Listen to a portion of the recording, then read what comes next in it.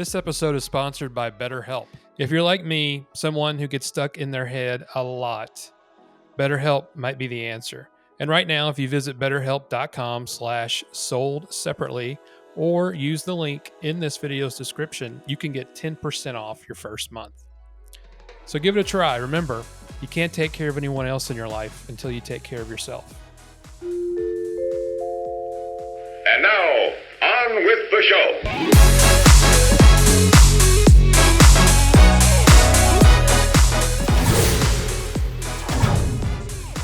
Hi, I'm Dawnmarie Risley-Childs, and my joy is my family, my pets, my home, and happiness comes from within. So when you find that love for yourself, you will find joy in most things. Well, Dr. Risley, thank you so much for being on the show. I can't thank you enough for spending some time with us. I know you've got a lot of things going on, so thank you. You're welcome. It's a pleasure to be here. Yeah, absolutely.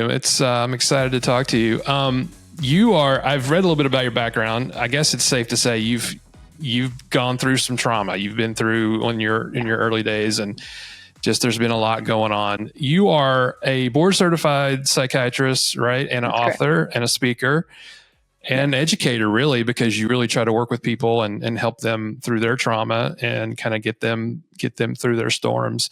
Do you mind to talk a little bit about your background and kind of where that trauma met you and what happened? Yeah, so I had been molested by 5 perpetrators, right? 5 different perpetrators. Beginning as early as maybe 4, maybe sooner, but my memories were about age 4. And it just continued to escalate all the way up until I was in medical school. And once I left medical school, that's where, everything broke down. Yeah. I mean, can you imagine going through medical school without this kind of trauma is difficult enough. And those memories of the trauma were always creeping in during class time, during rounds, during studying time. It was relentless. And I did seek counseling. I had a psychiatrist that was taking care of me. Medications were still at that point a bit tied to, how do you put it? Kind of as the go-between, but not actually for, intended to heal. So I didn't stay on medications for very long. I probably should have stayed on medications longer. But between my classmates from medical school and the support that I received from them and the support that I received from the psychiatrist, they were my hand up to get me through and to help me graduate and become a physician. Wow. Yeah, you've been through it for sure. My gosh. Was that, and I don't want to go into anything that you don't want to talk about, but was that with family members? Was it people you trusted, or in your early days as a child? Was that kind of how it happened? Well, it's interesting because most of my life, I've always focused on what my stepfather did and the perpetration. He does meet criteria for psychopathy.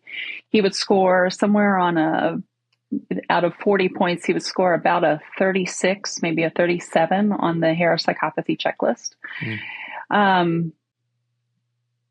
And I also recall some of the things that my brothers had done to me.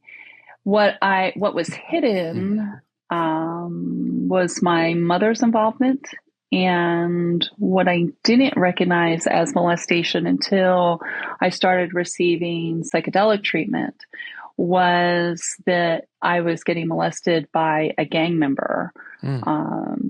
My father had he wanted to join the warlocks, the Harpy warlocks in who are out of Philadelphia. And he had a blue Harley Davidson.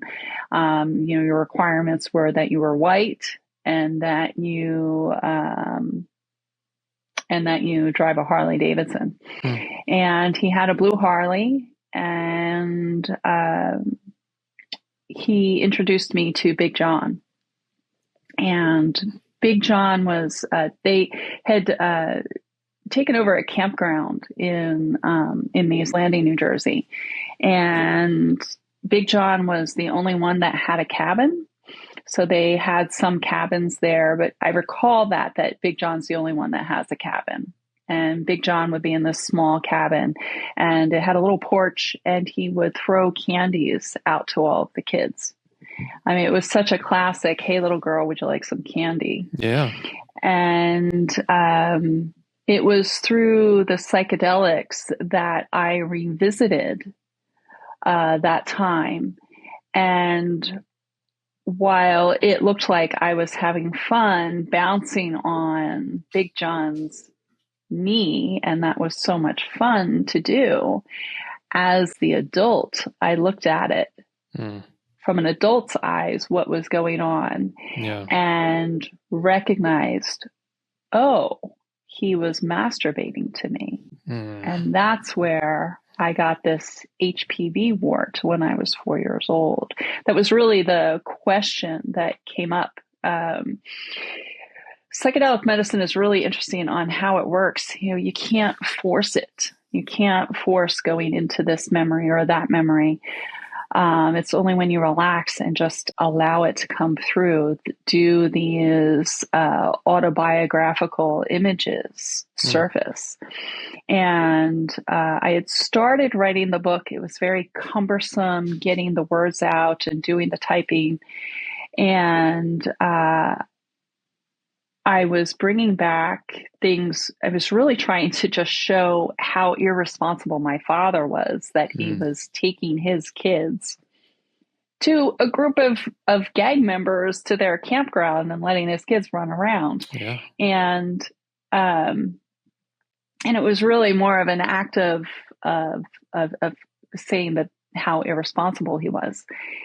And it conjured up two things. One was my drowning. And during this one particular session, there were two sessions actually where I recalled the drowning. And some things are influenced by music, and you do listen to music while you're starting to trip or beginning to trip. And I was listening to this Deuter water music. It was very beautiful and emotional, and it brought me back to that moment. I had always recalled two portions of that drowning. There was me walking around in the shallow end right up to the point that I had slipped, and my flailing to get to that little ring that's on the side of the pool so that I could pull myself up and out, and not being able to reach that. And then the other portion, I had always remembered the aftermath. And when I was younger, I recalled this out-of-body experience that I had. But it was kind of something that was pushed back into my memories as I became an adult. And this session took me back there. And it took me right up to the moment where I lost consciousness. Wow. And how I floated to the surface. Man. So did you clinically drown? I mean, at that time, were you? I believe so. Yeah. Knowing what I know as a physician at this point in my life, I had drowned. And I think it was a little more than lose consciousness, because there was this moment where I remembered looking at my body on the side of the pool, on the concrete, and my father was performing CPR. And my view wasn't over above, but was from the view of the pool. And I was watching my father, but I didn't recognize him. I said, "Who's kissing me?" And there was a lot of my father I don't recognize because he was so absent in my life. Most of the time what I saw was the back of his head, not his face. This is your father, And not your stepfather? this is my biological father. My parents my mother had split when I was 3. Okay. And his visits were intermittent and inconsistent. And even when he did have us, it was dropping us off at my uncle's and his taking off, or leaving us with his girlfriend. There was just no time at all with him. And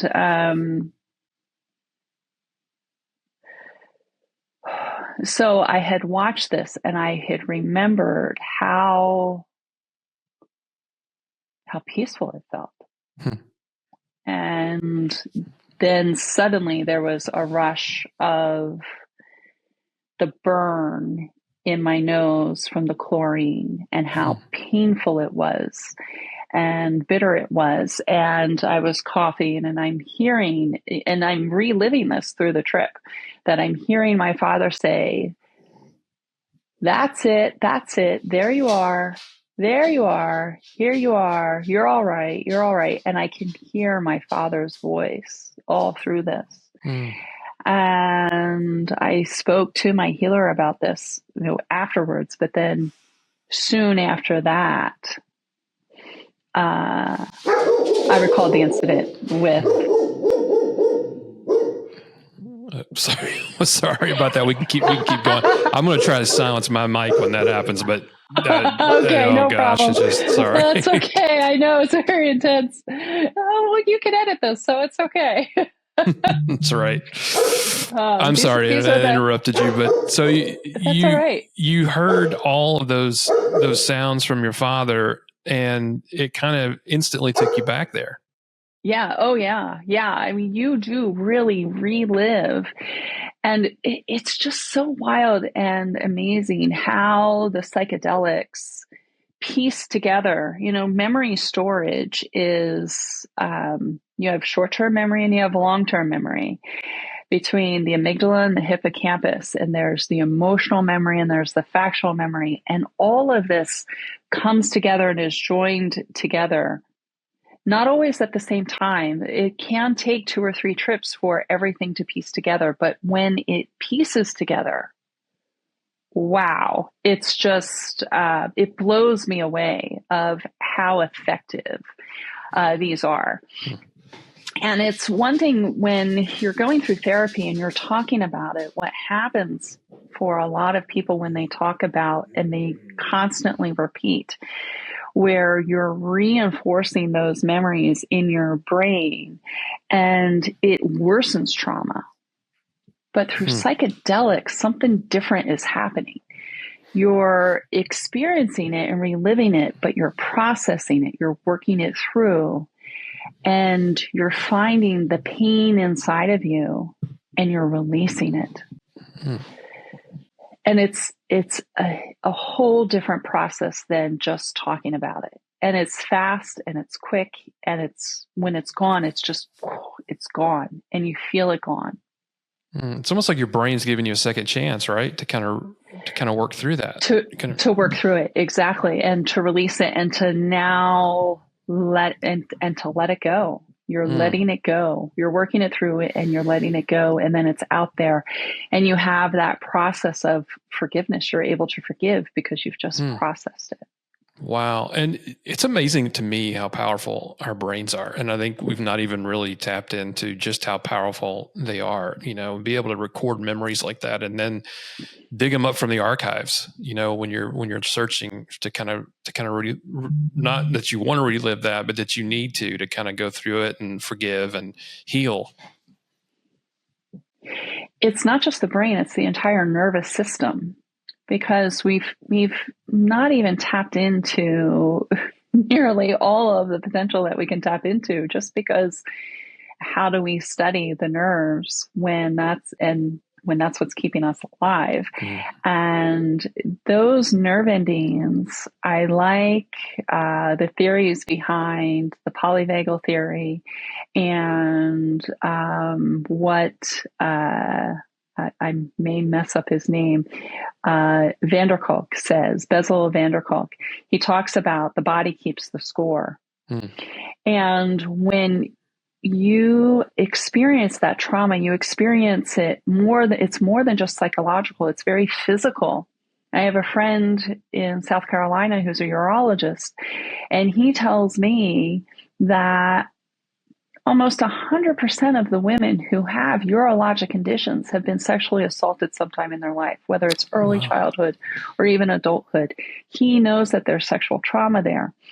And that's because the body is storing that trauma there, right at the bottom of the nerve endings. And even if you can dissociate yourself from the trauma going on at that time, the body still remembers. Mm. And when there was one session where it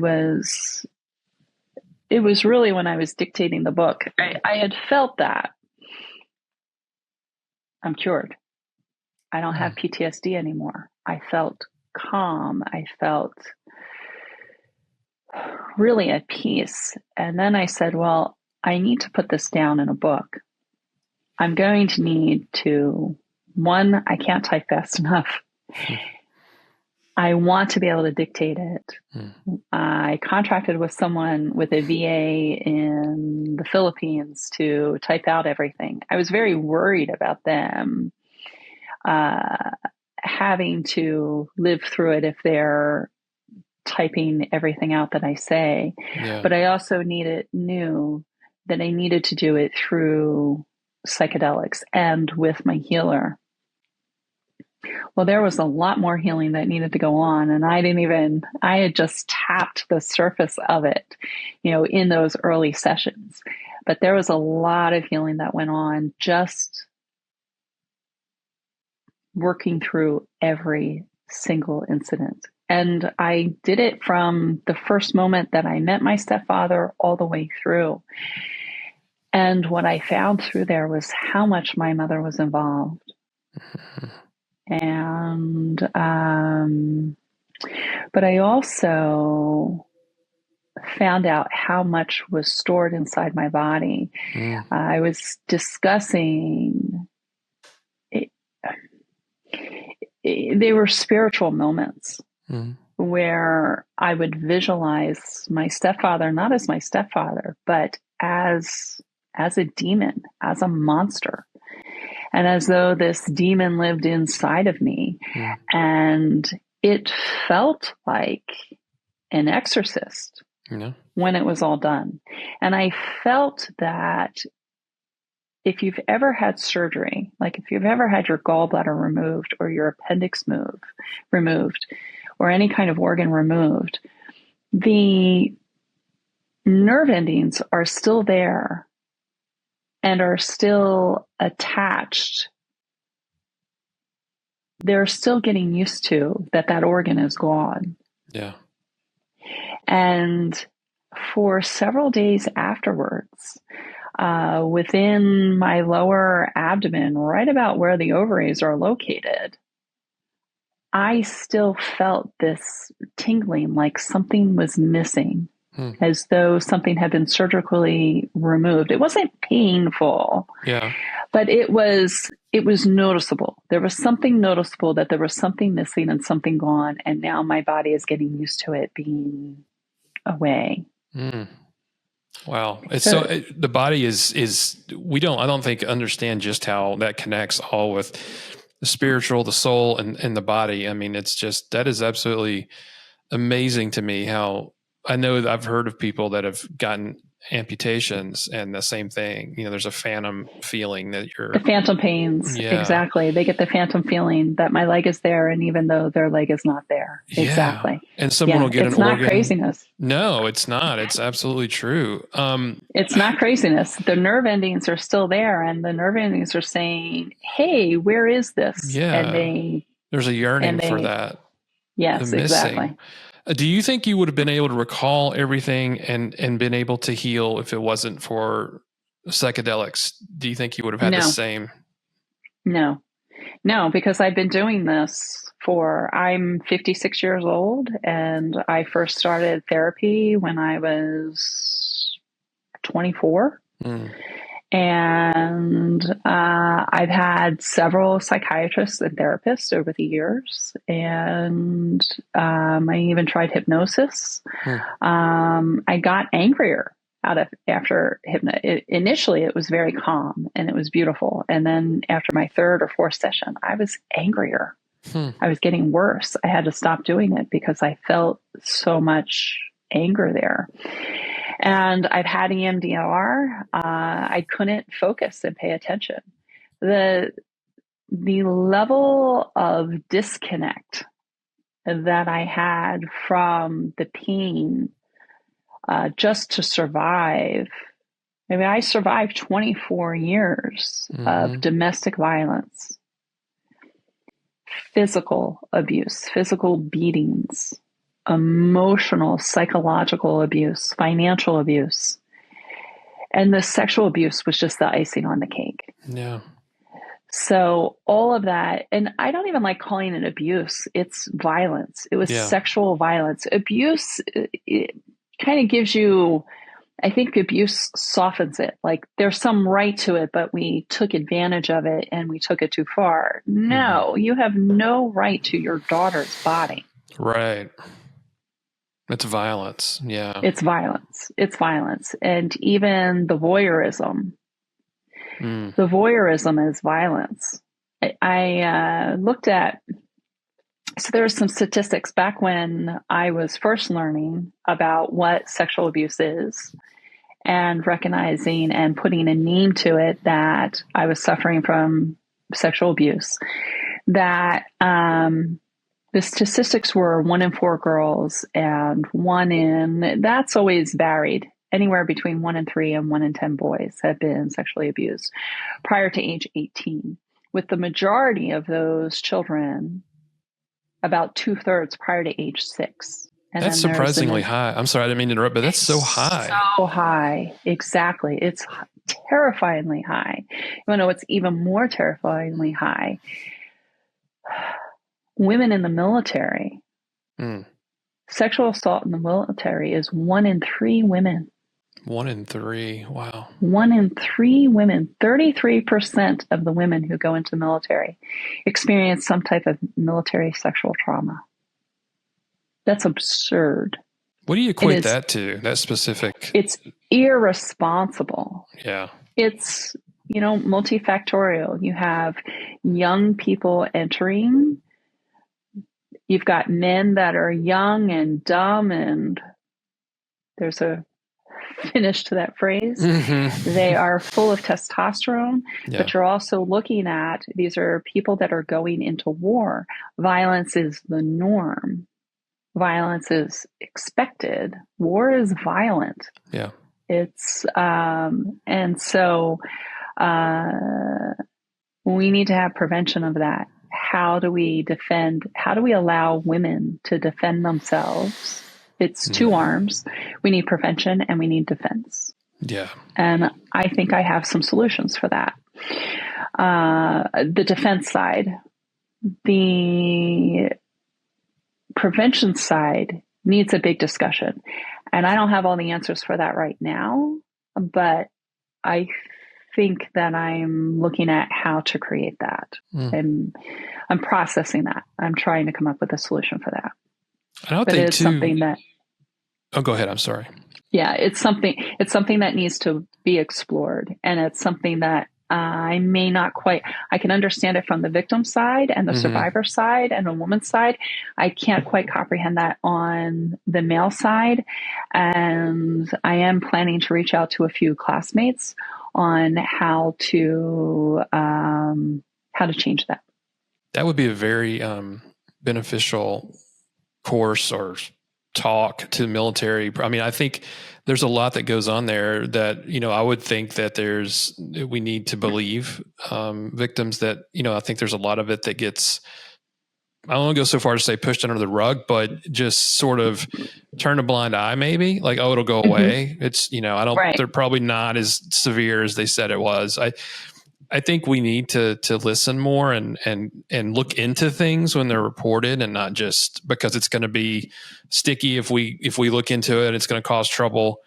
I think we need to have more brave people that are going to stand up for others and look into something and get to the bottom of it. Yes, I agree. And we really need to take care of it at the level from the beginning. Mm-hmm. We are not doing enough to prevent child harm. I agree.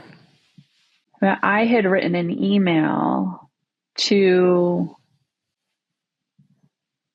someone from a school board about my concerns about bullying, and I threw in some statistics in there about bullying, including sexual abuse. And right away I got an email back that said, oh, this isn't happening. I know this family. You know that family. I know that family. I've met that family. I've seen the meanness in that person's eyes. Yeah. And there's only so much I can do. Right. What can I do coming from that as a parent of a child that I suspect? I can work towards empowering that child. Yeah. From this end. Yeah. And I just continue to educate. And I do see myself, I am creating programs where that education is going to be put forth. I'm creating workshops. I'm creating speeches. I'm in a very creative mode right now. I'm writing. That's great. I'm writing my speeches. It helps if you're getting money for all of that. So please hire me as a speaker. Right. Yes. Please hire me. I go down that same road. Yes. Exactly. So, it will be more helpful if I can get on some more stages, and I'm working on that. I've created those speeches, and I'm tightening them up and memorizing them. And, there are a lot of programs that I have interest in. And it's really incredible. Could I have done something like this 20, 30 years ago? And the answer is no, because the people that I have met throughout my life and what I've accomplished and what they've accomplished, now I have contacts and I have associations with people. And I just contacted a friend that I have known since high school. He lives in Seattle, and I had gone to Seattle for it was for a fertility clinic for this fertility retreat at the time, and again, women who have been sexually abused have trouble with fertility. It's almost a given for a number of reasons: sexually transmitted diseases, the physical trauma itself. There's all sorts of affiliations with those. Well, anyway, getting back to him, he's a retired police officer, and he's also a drummer. And you can prevent trauma through drumming, and you can bring trauma down through drumming. And so I just spoke with him and said, hey, what do you think about creating a program for police officers where we involve drumming to help lower their vagal response so that when they're in the thick of it, before, during, or after, it can help prevent PTSD. Interesting. Because I was doing workers' compensation evaluations, and I had a disproportionately large number of the first responders in that practice. The people who use the phone, the 911 operators, the firemen and the police officers and the ambulance drivers, they see all that trauma firsthand. They witness that. And one person said that he was described where this job is like you're carrying a backpack. And the first time you see the dead body, they throw a rock in that. And the first time you go to your domestic violence and you see the woman battered and bruised, you put another rock in that backpack. And then the first child that you see who's been harmed, another rock. And it gets to a point, it's not that heavy in the beginning, but then you keep carrying that and to the point where you can't carry that backpack anymore. Oh, yeah. Yeah. And there are some well-intentioned groups for healing with trauma, but they're still suffering. Oh, yeah. Yeah, it goes on. It's not like it just goes away, like something that just it's not anywhere on that scale. But I used to work in television news, and we would get sent out to the most horrific scenes possible. And I got to the point where, I eventually had to leave, but I had been in it for like 15, 16 years, but I was taking on so much guilt that I was able to go home at night. Their family had been destroyed, and I was able to go home and just, move on to the next story the next day. And I had nightmares. I could not deal with that the backpack that, the first time it happens, you're like, oh my gosh, this is crazy. And you deal with it. But then day after day or week after week, you're seeing, and for me, it was to the point of, yes, it is a gruesome scene, but it's the family or the victims' families, or seeing the tears and the pain that, because we saw it raw right there, and exactly. And so that's what really, man, it still goes with me. It's not as bad as I think. I like to say I've healed some, but some things will still pop in my mind, or moments that I remember a victim or a scene that I saw on the side of the road, or a fire, or whatever it may be. But yeah, it's real. It's real. And it's not something you can just take that backpack off and walk away. Yes. And see, the American Psychiatric Association, some years back when they were revising the DSM-5, before it was always you were the one who experienced the trauma. But what they put in there, because they recognized social workers who, it was, I think, really because of the social workers that they recognized you don't actually have to be the one who experienced the trauma. You could be experiencing other people, and just the chronic repetitive reading about these horrific things that have happened to other people, that you now can develop post-traumatic stress disorder because of that. And I think that was a really important turning point for the American Psychiatric Association, and in the diagnostics, where we can help people who have had that. I myself, when I was working in forensic facilities and reading their jackets, and reading the horrific things, that the crimes that were committed, I myself was reliving my own trauma, and I was having nightmares. I was checking. I had read that someone had snuck through the window, was looking at open windows and sneaking. And my husband would leave windows open all the time. And I was constantly closing them because I was hyper vigilant about my surroundings, because I had been reading their charts and learning what they did and what their motivations were. And that probably brought back things from your past that absolutely. happened to you. Absolutely. And, yeah, absolutely. You had gone through so much, and then when you had gone into medical school, did you at that point, and I know you'd mentioned it was tough trying to carry that through medical school.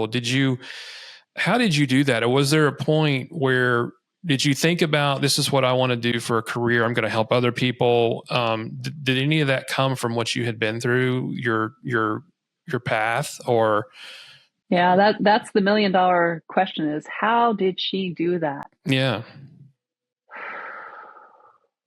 I went into medical school to be an OB/GYN. I wanted to deliver babies. And while I was in Denver, I was recognizing, I delivered a lot of babies in Denver. As a medical student, I delivered 39 babies, and that was Wow. just unheard of. But I've always been a hustler. I've always been a hard worker. I've always someone who's really, when I'm interested in something, I pour everything I have into it. And that month, it was a sub internship, and I wanted to be in the delivery room every second of the way. But I was recognizing the women who were abused, that had that history, because you could see it when you're trying to check their cervix. They're closing their legs. They're tense. They're tense. They're tightening up. They're unable to relax. I was recognizing that, and I took a resident aside and said, "Hey, I think she's been sexually abused, and I want to talk to her about it." And he said, "Look, right now, her focus is on that baby. Yeah. And all of her focus needs to be on that baby. And bringing that up now, not a good idea." Yeah. Because if she can't take care of that baby, because she's taking care of this. And I don't think that was misguided, but I don't think that it was something that should be ignored. And yes, I could see his point, but something like that is going to need to be brought up, because obviously it's there in that moment while she's delivering, that she is exposed.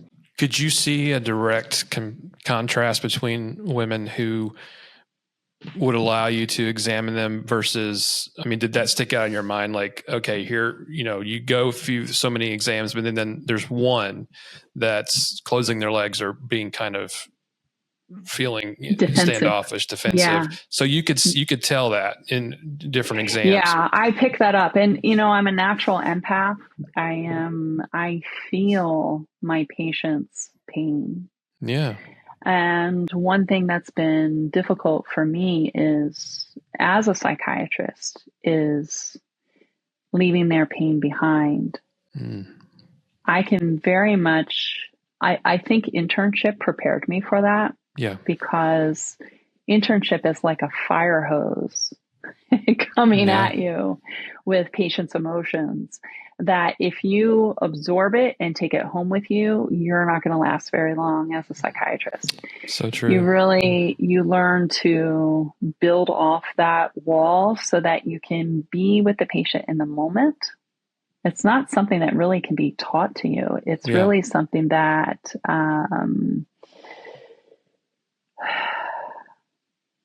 it's just an experience. There's something internal that I'm able to be with that person in the now, and then break away from it when they go. But I'm always back in the moment when I'm writing up the chart or I'm doing veteran evaluations right now, and I'm right there with the veterans in the war. Wow. Most of my vets, the World War II veterans are gone. We're looking at Korea and Vietnam now. And my son is reading the things they carried, getting back to backpacks. It's all coming full circle. I'm reading that book, and I am understanding and comprehending what my veterans have gone through. Even though I haven't been there at war, I was in a war. My household was a war zone. Oh yeah. And so I'm there with them. And my son wanted to watch Full Metal Jacket, so he's interested in going into the Army. I've watched it once before, and I saw the comedy of it from the drill sergeant. But this time around, I wasn't looking at that as comedy. It's heavy. It was heavy. It was really heavy for me. And as an empath, I'm looking at all that emotional abuse, that tearing down of a person.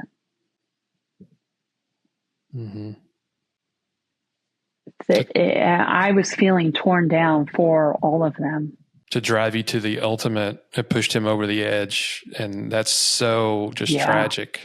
And then you go after that, you go into the war. So it's just, there's. And then you had the war, right? Yeah. So, how is it that how do you survive as someone who is in war?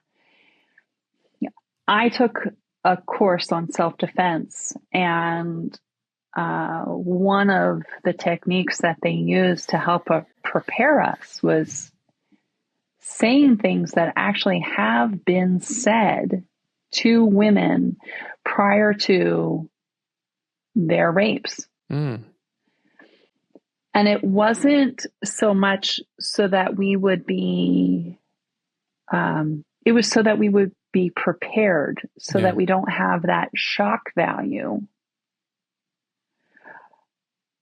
And so that you can be clicked into, this is my mode right now, so that I can turn on that how do I defend myself mode, how to verbally de-escalate that situation so that my potential attacker wants to walk away and leave before I have to fight. And I've used that. I've used that technique. I've used it with patients. I used it with a neighbor who was being stalked, and I went to her. We found out as neighbors that she had been stalked for 10 years by this ex-boyfriend. Wow. And she had moved, and I went to talk to her about where she was in that moment, to help protect her. And he came to the door. And I told her, do not let him see you. That she kept looking around to see what was happening. Yeah. And it was to the point where I actually closed the door because I recognized what was happening. Wow. Because he was looking for her. And so I closed the door and stood before him. And I was one more time close to attacking him. Wow. To the physical self-defense, because he wasn't getting it. Yeah. And then finally, after the last verbal de-escalation, he turned tail, walked away, and just gave me, the last word, bitch.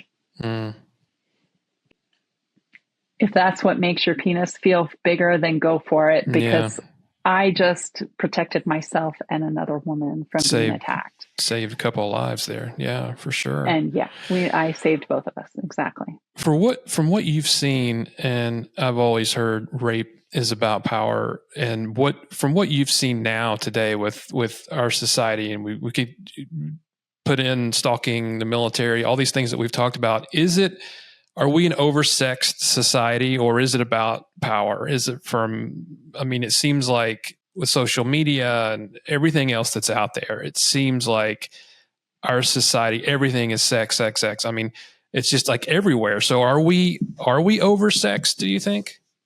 Look, we are sexual beings, and right. Sex is something that is supposed to be pleasurable. And we look at sex being something that is taboo and only for one person. And we still have those very old ideas of what sex is meant to be. But it's also, sex is something that is used to destroy someone else. And when I look at schizophrenic patients and what their first onset of voices are, a lot of times it has to do with sex and sexual orientation. Males, the voices will say, you're gay. Look at you. You're just weak. You're, and there'll be all kinds of vulgarities surrounding their weaknesses and homosexuality. And for women, it's often, you're a whore. Look at you. You're a slut. You want to, and it'll be very vulgar about sex. It's a degradation. It's our body is our temple, and we are free to give it away to whomever we feel connected to. And yet other people feel entitled to take something that doesn't belong to them. It is the ultimate taking away of someone else's control over their own body. Think about slavery. Mm-hmm. We talk about Thomas. I remember hearing about Thomas Jefferson and that he had children from one of his slaves. And I remember hearing, oh, they were in love with each other. You know, it was the time where they, you know, he couldn't come out that make this Black woman as his wife because Black and white people were not supposed to be together because of the culture. No, it wasn't. He was raping the housemaid. Yeah. He was raping the housemaid. There was no love there. He, showed dominance. It's not like she had a choice. Check. It's not like she had a choice. And that's where it was for me, is that I had no choice given to me. I had choices. I didn't know what they were because those choices were there were roadblocks between those choices. So I didn't know what choices that I had. And there was no way for me. I escaped through education. And I'm surprised that he even allowed me to go away to college to get that education. Yeah. And you got out of that. I mean, you were able to break free. Did you leave home at an early age, or did you suffer No, I was through 24. Okay. The sexual assaults got worse once I went into college. Wow. Do you have any contact at all with your family? Any of those? Yeah. Zero. I had reunited with my mother during medical school. During my entire second year, she was gone. And then I reunited with her over the summer between second and third year. Having pushed back those memories of 4 years old way back and just not recognizing the relevance. And it was through psychedelic medicine again that those memories surfaced, and I was right there reliving moments of my early childhood, sitting on the living room floor, playing with my Fisher-Price schoolhouse after I had come home from school. And I was in kindergarten.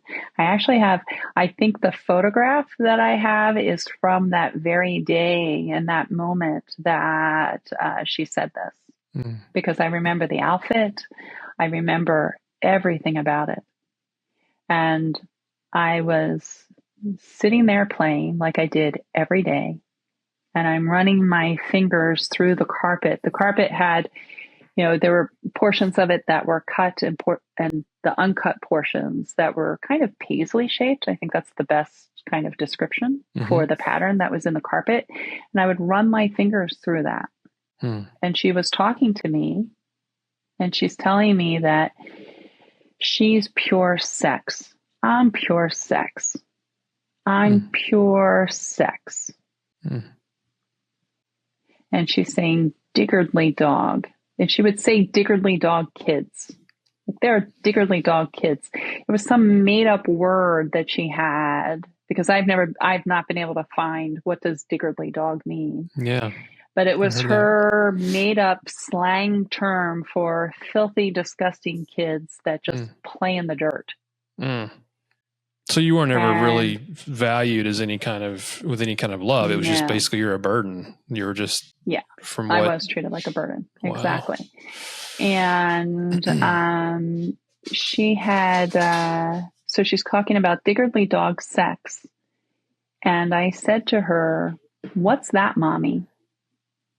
And she said, "You see what the dog's doing over there?" And the dog was cleaning himself. He was still a puppy. And the dog's cleaning himself. And she said, I said, "What's that, Mommy?" And she said, "You see what the dog's doing over there? You got to lick them in the balls." Mm. And I remember feeling so ashamed. Like, why would someone want to lick someone down there? But then I also had the other recall of there were incidents where she had kicked me out of bed.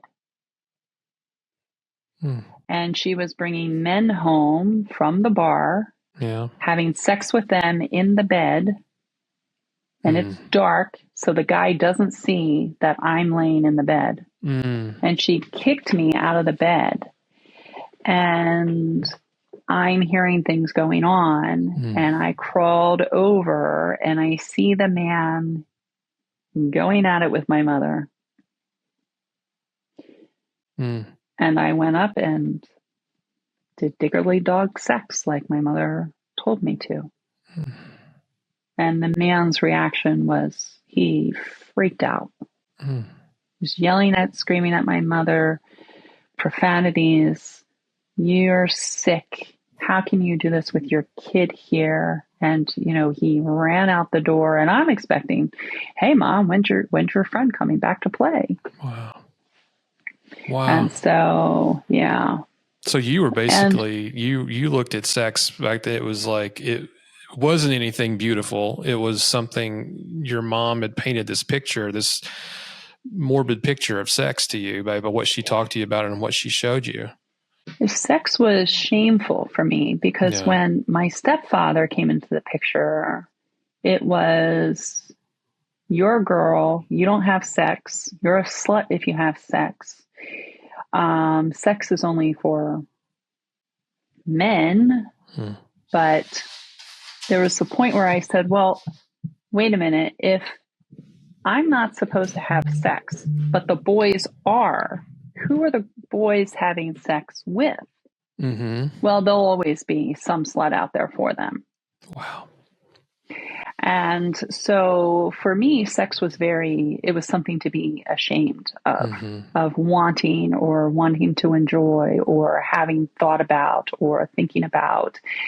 And so, even now I still grapple with those thoughts of there's still some healing that needs to go through. Yeah. I mean, I can imagine that had to be really hard for you in getting married. I mean, I think that would be very difficult just, because what you had been taught, that women were just something that you had to do, but there was nothing beautiful about it for women. It was right. Just, there was nothing beautiful, nothing. I remember talking about sex with some classmates, and my friend had said, "Sex isn't dirty. It's messy, but it's not dirty." And so those kind of concepts of what is a normal conversation about sex supposed to be, those things really came from my classmates. Interesting. And then from what we were talking about before we started rolling, it's you find that group of people that becomes a secondary family. And I'm sure you find them and you stick with them, and they are the ones basically that you learn things and talk about things that really should have been going on in a healthy household, I guess, when you're being raised. But exactly, we figure it out, I guess, right? I mean, in life, it's for somebody maybe watching, the statistics are so high. What would you tell someone who may catch this show that maybe in a situation doesn't know what to do or suffering from the PTSD of it and can't seem to get through it? What would you suggest? So if you're a young person who's still living at home and this is happening to you, I want you to find a phone and call 911. We oftentimes will tell people, call someone, talk to someone until someone listens. But here's what really happens. We tell the teacher calls the house and talks to the adult and says, "Hey, did this go on?" And then the kid goes back home and gets the crap kicked out of them because they disclosed something that they're not supposed to disclose. The secret. Let the secret out. Secret, right. A friend of mine had told her dad what was happening with the mom and stepmom or stepfather. The dad took him to the police department, and the police department, and this is 20, 30 years ago, the police department said, well, there's nothing we can do. Mm. And he took the kids to court. He took them to court. The father took her to court and removed her from the home. Mm. And so fortunately, the judge was smart enough, but did the DA prosecute? No. Mm. And that part is a problem. Yeah. Things can get lost. What I like about the idea of calling 911 is you have an objective listener, mm-hmm. and it's recorded.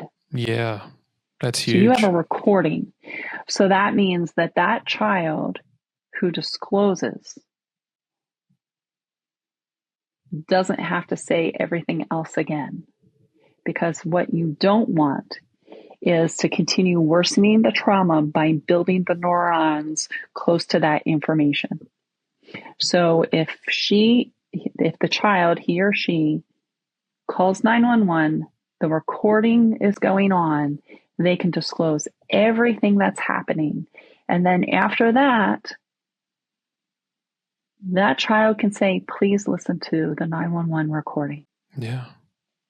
Yeah. And it's recorded. No one can touch it. No one can erase it. No one can mess with it. Exactly. It's there. Exactly. And sometimes you may even pick up some clues in the background, from a child calling 911. Who knows, right? So that you can get other additional evidence. Right. Yeah. Exactly. Wow. And even if because I know there's some cases where a child is manipulated and told, no, that didn't happen, that's your imagination or whatever. Even if that goes on from a parent or from a step parent, that call is still there recorded. So that call is still there. So you have that evidence. Exactly.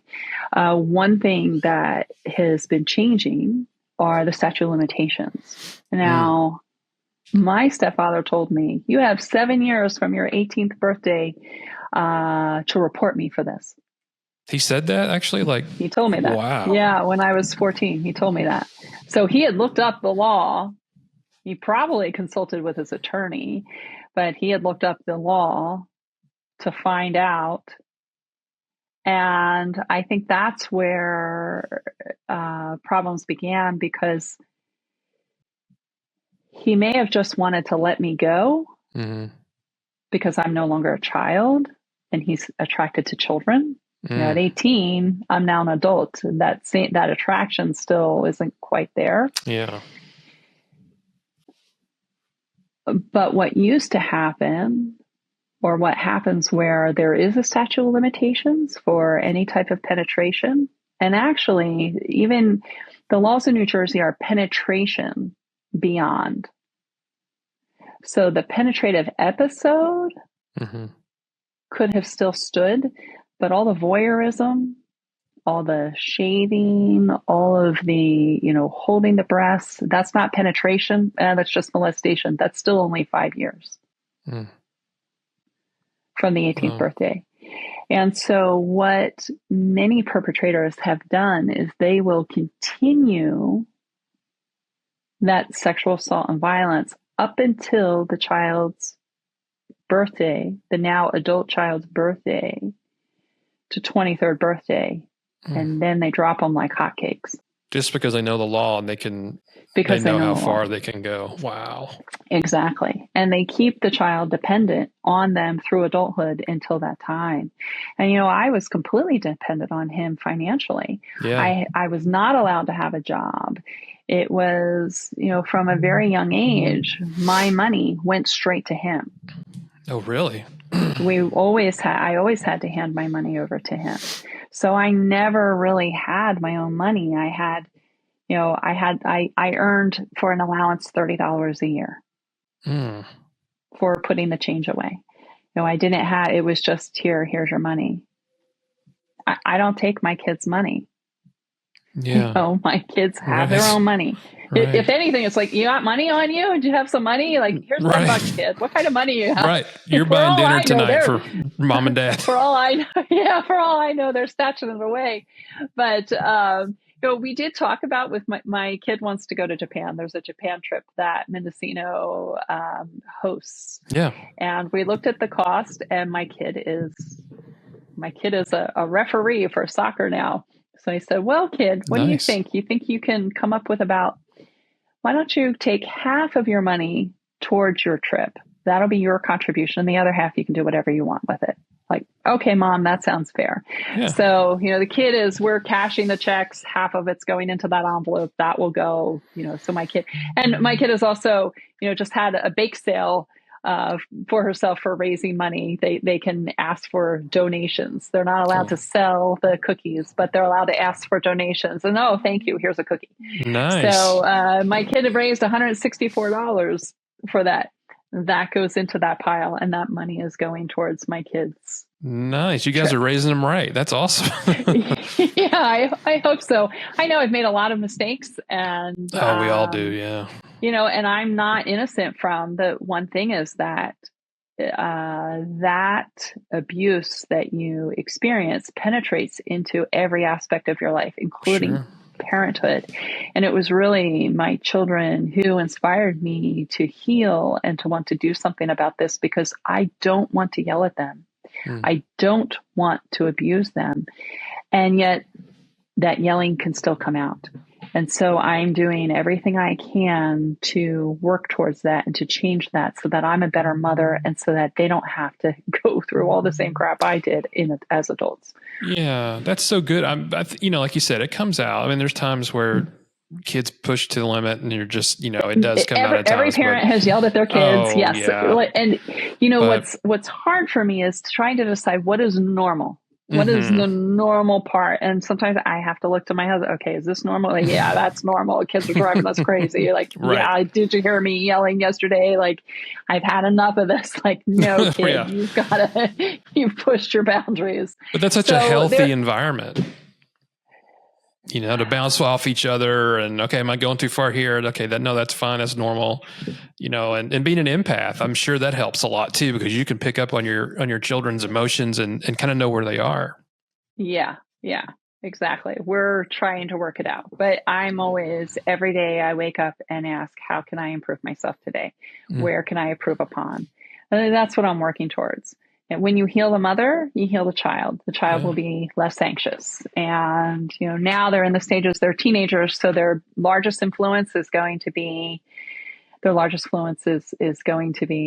peers. Yeah. And I have to recognize that. So that's where it gets scary. Yeah, I know. So we're hoping that we've given them enough to make good choices. But, we've been talking about trauma. Your podcast is about happiness and finding joy. Yeah, we are. But I think, honestly, I think going through the trauma, is part of that journey. I think you don't get to that point of happiness until you can, like your journey, for instance. I mean, you had to look back on it, reflect, heal, and then find that happiness. And I think happiness can maybe change. And maybe one day it's this, maybe one day it's the other. But that's one thing we try to do on the show is people come from all different backgrounds and they've had so many different life journeys and experiences. And yet I don't think I've interviewed one person yet who's not better on the other side. I think they've all gone through it. And I think that gives hope to people, our audience. Hopefully it's what my mission is, to kind of show wherever, if you're in the mud right now, don't just know that there's light on the other side. You can get through this stuff. That is true, but it's also, how do I get through it right now? And how did I get through that?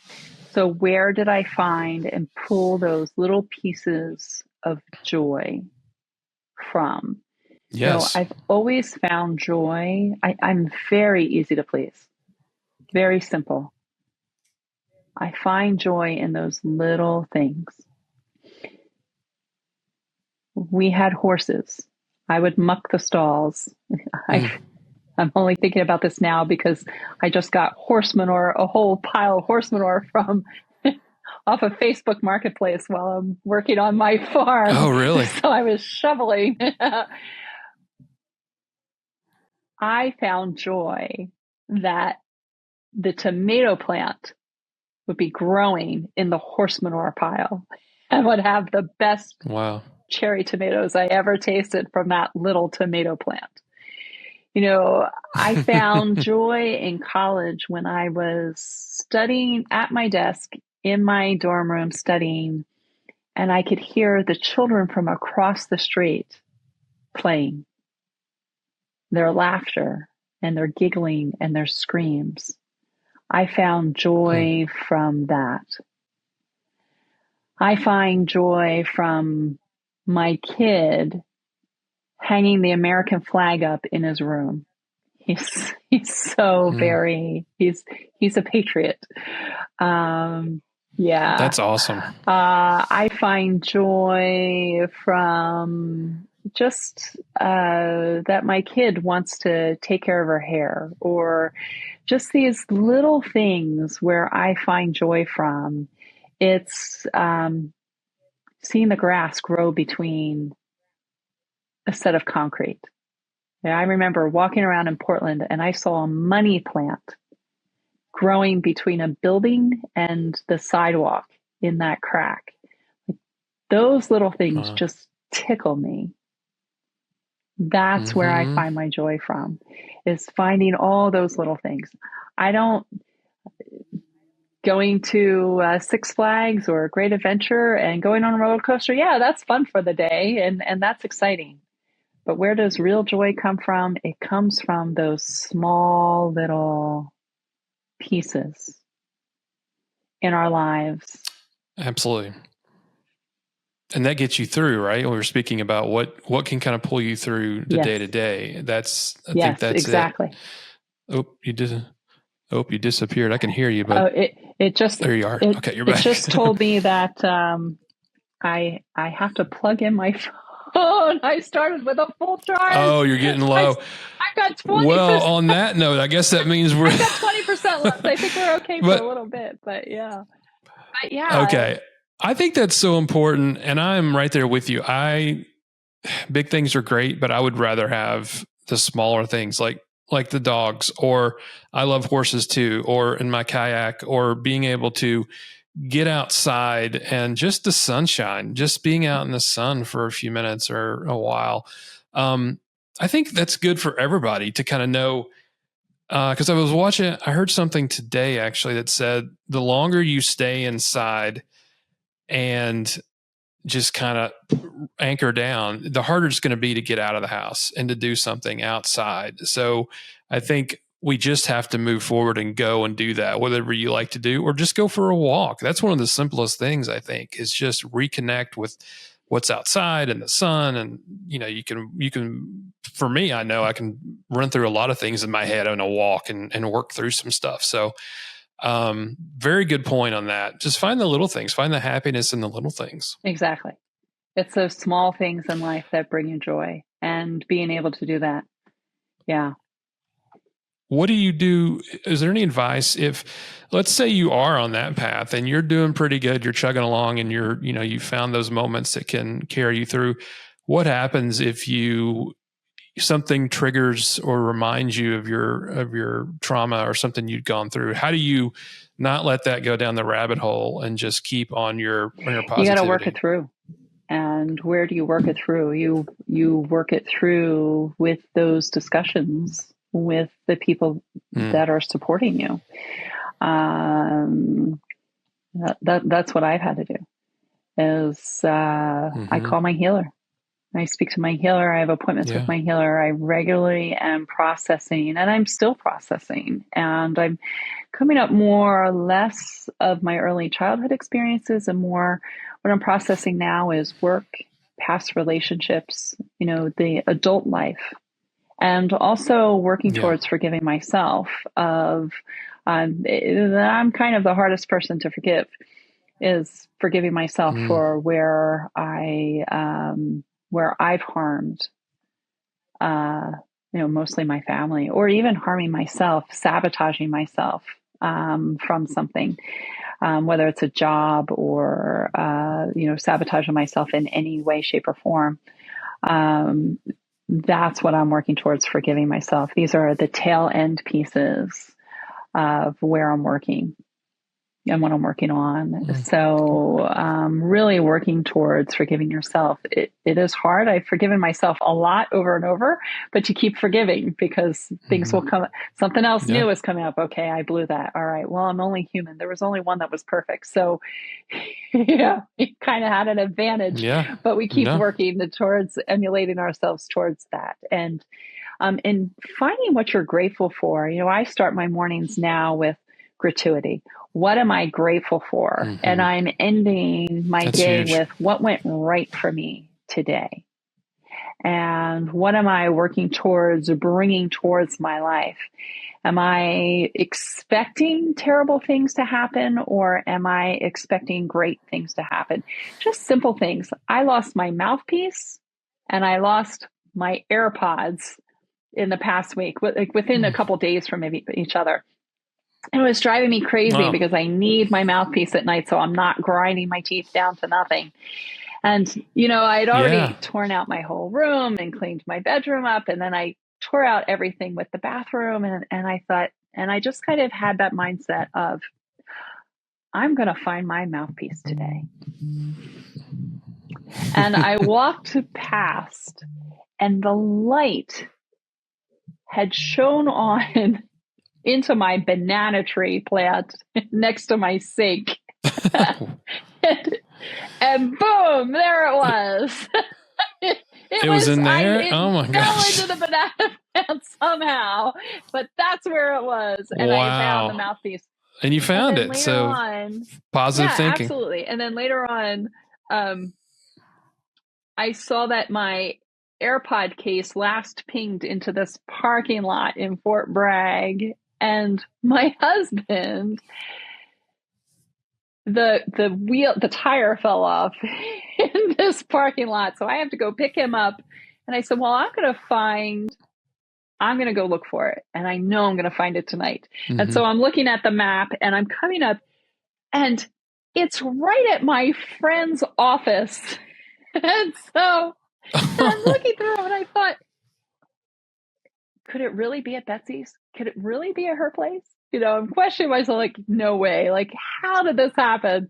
So I sent her a text message. I said, are my AirPods in your office? She's like, they're yours. They've been here for a week.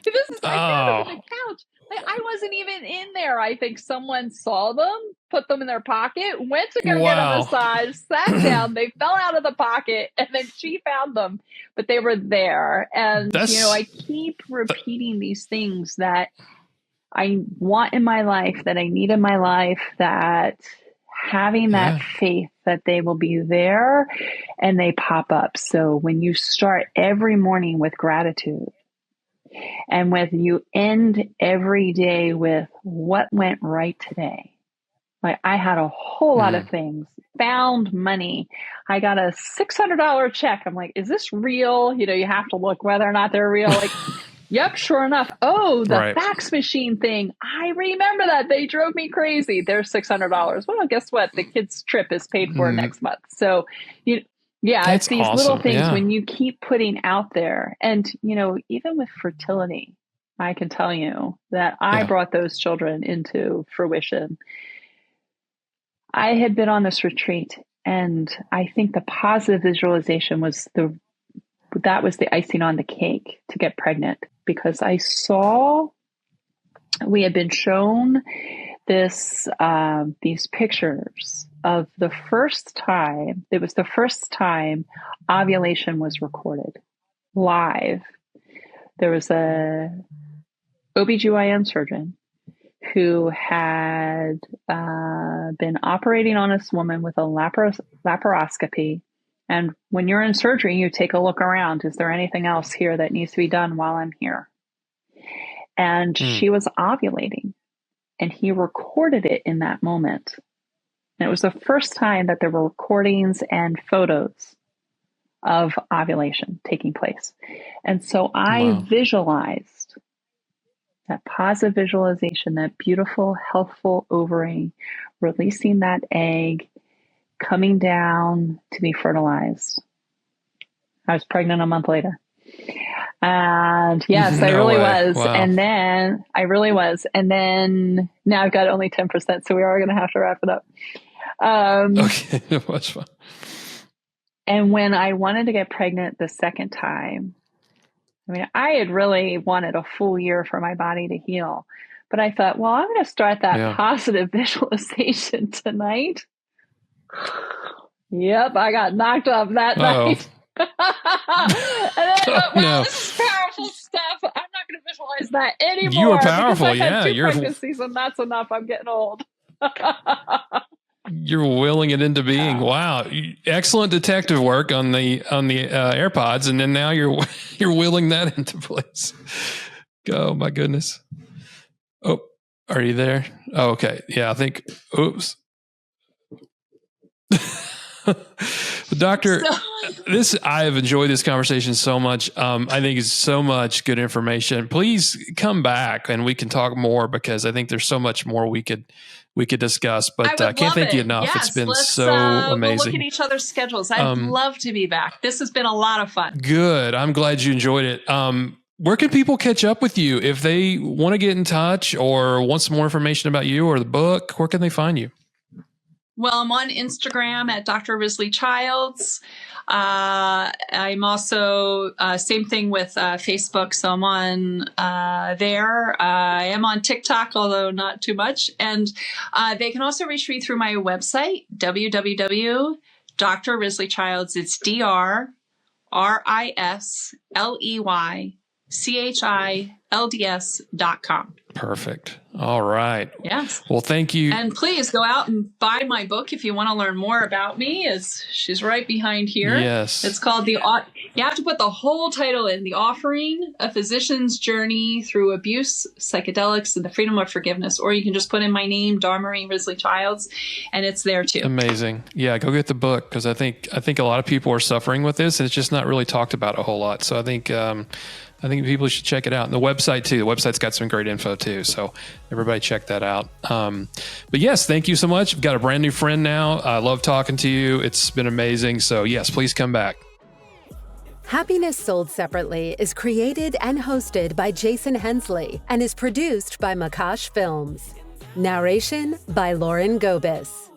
If you or someone you know is in crisis and needs immediate help, call the National Mental Health Hotline at 866-903-3787. We would be honored if you would rate, share, and subscribe.